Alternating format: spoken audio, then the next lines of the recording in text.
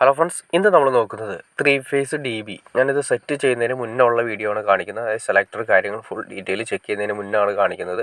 കാരണം വെച്ചാൽ അങ്ങനെ കാണിച്ചു കഴിഞ്ഞാൽ നിങ്ങൾക്ക് കുറച്ചുകൂടി വ്യക്തമാവും. കാരണം സെലക്ടറൊക്കെ വന്നു കഴിയുന്ന സമയത്ത് നമുക്കൊന്നും മനസ്സിലാവില്ല. അപ്പോൾ അതുകൊണ്ട് ഈ ഏരിയയിലാണ് നമുക്ക് സെലക്ടർ വരുന്നത്. സെലക്ടർ എന്ന് ഉദ്ദേശിച്ചിട്ടുണ്ടെങ്കിൽ 3 ഫേസ് വരുന്നത് നമുക്ക് ഏത് വേണമെങ്കിലും സെലക്ട് ചെയ്തെടുക്കാൻ വേണ്ടി. ഫസ്റ്റ് വരുന്നത് കണക്ഷൻ ഏറ്റവും ആദ്യം മീറ്റർ ബോക്സിൽ നിന്ന് വരുന്ന ഐസൊലേറ്ററിലേക്കാണ് വന്നത്. 4 പോൾ ഐസൊലേറ്ററിന് കറക്റ്റായിട്ട് അതിൽ മാർക്ക് ചെയ്തിട്ടുണ്ട്.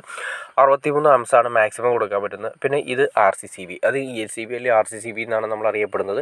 ഇതായിട്ട് ട്രിപ്പ് ആവുന്ന ആ സ്വിച്ചാണ് കാണുന്നത്. ഇതൊരു ജസ്റ്റ് ഒരു ബ്ലാക്ക് ബട്ടൺ കണ്ടോ, മന്ത്ലി ടെസ്റ്റ് എന്നും പറഞ്ഞിട്ട് കാണാൻ സാധിക്കും. ഒരു T10 ശേഷം അത് ഇടയ്ക്ക് മന്ത്ലി, അതായത് മാസത്തിൽ ഒരിക്കലെങ്കിലും ടെസ്റ്റ് ചെയ്യണമെന്നാണ്, ജസ്റ്റ് അമർത്തി കൊടുക്കണം എന്നാണ് കമ്പനി പറയുന്നത്. കാരണം ജാമായി പോകാനുള്ള ചാൻസസ് കൂടുതലാണ്. അപ്പോൾ അതുകൊണ്ട് ഇടയ്ക്ക് ചെക്ക് ചെയ്ത് ജസ്റ്റ് പ്രസ് ചെയ്ത് കൊടുത്ത് ട്രിപ്പ് ആവുന്നുണ്ടോയെന്ന് കറക്റ്റായിട്ട് ELCB കറക്റ്റായിട്ട് ചെക്ക് ചെയ്ത് നോക്കുന്നത് വളരെ അത്യാവശ്യമാണ്. അല്ലെങ്കിൽ ELCB വർക്കിംഗ് അല്ലാത്ത അവസ്ഥയിൽ ജാമായി പോകാനുള്ള ചാൻസസ് കൂടുതലാണ്. അതുകൊണ്ട് അങ്ങനെ ചെയ്യണമെന്നാണ് കമ്പനി പറയുന്നത്. പിന്നെ നമ്മൾ കൊടുക്കുന്നത് വെച്ചിട്ടുണ്ടെങ്കിൽ ELCBയിൽ നിന്ന് ഐസൊലേറ്ററിലേക്ക് ആദ്യം കണക്ഷൻ വന്നു. അതിന് ശേഷം ഐസൊലേറ്ററിൻ്റെ ഔട്ട് എടുത്ത് നമുക്ക് ELCBയിലേക്ക് കൊടുത്തു. ELCBയിൽ നിന്നാണ് നേരെ നമുക്ക് അടുത്ത സെക്ഷനിൽ സെലക്ടറിലേക്ക് പോകുന്നത്. സെലക്ടറിൽ ഒരു ഇല്ലാത്തതുകൊണ്ട് ഡയറക്റ്റായിട്ട് നമ്മൾ കൊടുത്തിരിക്കുന്നു. അതിൻ്റെ ന്യൂട്രാണ് നമ്മൾ ഏറ്റവും കൂടുതൽ മുകളിൽ കണ്ട ആ ബ്ലാക്ക് വയർ കണ്ടോ, 6 സ്ക്വയറിൻ്റെ ബ്ലാക്ക് വയർ നേരെ കൊടുത്തു. അതിനുശേഷം 3 ഫേസ് ആണ് ഈ കാണുന്നത്. RYB എന്ന് പറയുന്ന 3 സെക്ഷനിലേക്കാണ് വരുന്നത്. R എന്ന് പറയുന്നത് ഒരു ഫേസ്, Y എന്ന് പറയുന്നത് ഒരു ഫേസ്, B എന്ന് പറയുന്നത് ഒരു ഫേസ്.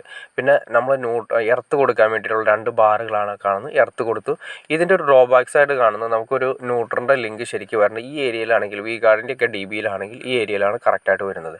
നമുക്കൊരു ന്യൂട്രൻ്റെ ലിങ്ക് കിടക്കുന്ന ഏറ്റവും ഉള്ളിലായിട്ടാണ്. നമുക്കത് മെയിൻ്റനൻസ് കാര്യങ്ങളൊക്കെ ഇത്തിരി റിസ്ക് ആയിരിക്കും. പിന്നെ അതുപോലെ തന്നെ നമ്മൾ ഈ MCBകൾ സെലക്ട് ചെയ്യുന്ന സമയത്ത് ഒരു കാര്യം ശ്രദ്ധിക്കണം. ഈക്വൽ ലോഡ് കിട്ടാവുന്ന രീതിയിൽ നമ്മൾ 3 ഫേസ് കണക്ഷൻ എടുക്കണം. എന്തിനു വേണ്ടിയിട്ടാണെന്ന് വെച്ചിട്ടുണ്ടെങ്കിൽ നമുക്ക് 3 ഫേസിലും ഈക്വൽ ലോഡ്, അതായത് ഈക്വൽ ലോഡ് കൊടുത്ത് 3 ഫേസും ഉള്ള സമയത്ത് ഈക്വൽ ലോഡ് കൊടുത്ത് നമുക്ക് കറക്റ്റ് ചെയ്യുന്നതിന് വേണ്ടിയിട്ടാണ് 3 ഫേസ് എടുക്കുന്നത്. പിന്നെ അതുപോലെ തന്നെ കറണ്ട് പോകാത്തൊരവസ്ഥ, ഏതെങ്കിലും ഒരു ഫേസിൽ എപ്പോഴെങ്കിലും കറണ്ട് ഉണ്ടാകുന്ന പ്രതീക്ഷയിലാണ് നമ്മൾ 3 ഫേസ് കണക്ഷൻ എടുക്കുന്നത്. പിന്നെ ലോഡ് കൂടുന്ന സമയത്ത് 2 3 ഒരു 2 AC മുകളിൽ വരുന്ന സമയത്ത് വാട്ട്സ് കൂടുതലായിരിക്കും.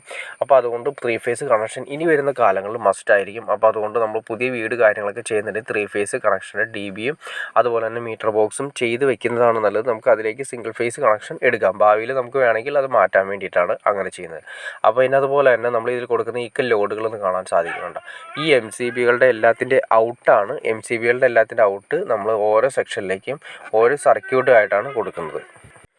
ഓരോ MCB സൂചിക്കുന്നത് ഓരോ സർക്യൂട്ടാണ്. അതായത് എന്തെങ്കിലും പ്രശ്നങ്ങൾ ഉണ്ടാകുന്ന സമയത്ത് പണ്ടൊക്കെ ആണെങ്കിൽ നമ്മൾ ഒറ്റ സർക്യൂട്ട് കൊണ്ടുപോയിട്ട് അതിൽ നിന്ന് ലൂപ്പ് ചെയ്താണ് പോകുന്നത്. അപ്പോൾ എന്തെങ്കിലും സംഭവിച്ചു കഴിഞ്ഞാൽ ട്രിപ്പും കാര്യങ്ങളൊക്കെ വരുന്ന സമയത്ത് മൊത്തം കറണ്ട് പോകുന്ന അവസ്ഥയായിരിക്കും. ഇതിപ്പോൾ ഏതെങ്കിലും ഒരു സെക്ഷനിൽ, ഒരു റൂമിലോ ഏതെങ്കിലും ഒരു സെക്ഷനിൽ എന്തെങ്കിലും ട്രിപ്പ് ആവുന്നതെങ്കിൽ ആ സെക്ഷൻ മാത്രമേ കറണ്ട് പോവുള്ളൂ. ബാക്കി എല്ലാ കാര്യങ്ങളെല്ലാം പക്കയായിട്ട് വർക്ക് ചെയ്യും. പിന്നെ അതുപോലെ തന്നെ പവർ സെക്ഷനിൽ, AC സെക്ഷനിൽ, നോർമൽ സെക്ഷനിൽ, ഇൻവെർട്ടറിൻ്റെ സെക്ഷനിൽ ഇതിനൊക്കെ എത്ര MCBകളൊക്കെ വെക്കണമെന്ന്, എത്ര ആംപിയറിൻ്റെ MCBകളൊക്കെ വെക്കണമെന്ന് നിങ്ങൾക്ക് അറിയണമെന്ന് താല്പര്യമുണ്ടെങ്കിൽ തീർച്ചയായിട്ടും കമൻറ്റ് ചെയ്താൽ അടുത്തൊരു വീഡിയോ അതിനെക്കുറിച്ച് ചെയ്യാൻ സാധിക്കുന്നതായിരിക്കും.